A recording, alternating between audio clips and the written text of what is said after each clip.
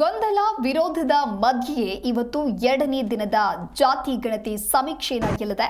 ರಾಜ್ಯದಲ್ಲಿ ಸಾಮಾಜಿಕ, ಆರ್ಥಿಕ, ಶೈಕ್ಷಣಿಕ ಸಮೀಕ್ಷೆ ನಿನ್ನೆಯಿಂದ ಆರಂಭಗೊಂಡಿದೆ. ಮೊದಲ ದಿನ ಆರಂಭದಲ್ಲೇ ಗಣತಿಯ ಕಿಟ್ ಸಿಕ್ಕಿಲ್ಲ, ಸರ್ವರ್ ಸಮಸ್ಯೆ ಎದುರಾಗಿದೆ.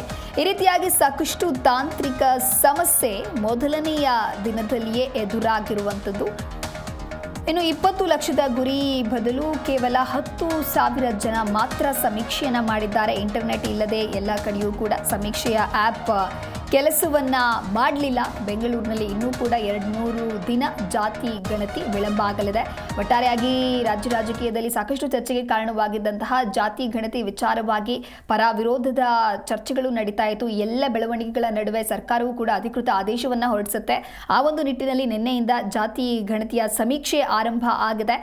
ಆದರೂ ಕೂಡ ಸಾಕಷ್ಟು ತಾಂತ್ರಿಕ ಸಮಸ್ಯೆ ಎದುರಾಗಿತ್ತು ಅಂತ ಹೇಳಿ ಆಕ್ರೋಶವನ್ನು ವ್ಯಕ್ತಪಡಿಸಲಾಗಿದೆ. ಇನ್ನು ರಾಜ್ಯ ಸರ್ಕಾರದ ಬಹು ನಿರೀಕ್ಷಿತ ಜಾತಿ ಗಣತಿ ಅಂತ ಹೇಳಿ ಕರೆಯಲ್ಪಡುವಂಥ ಸಾಮಾಜಿಕ ಮತ್ತು ಶೈಕ್ಷಣಿಕ ಸಮೀಕ್ಷೆ ನಿನ್ನೆ ಪ್ರಾರಂಭ ಆಗಿದ್ದು, ಗಣತಿದಾರರು ಮನೆ ಮನೆಗೆ ತೆರಳಿ ದತ್ತಾಂಶವನ್ನು ಸಂಗ್ರಹಿಸಿದ್ದಾರೆ.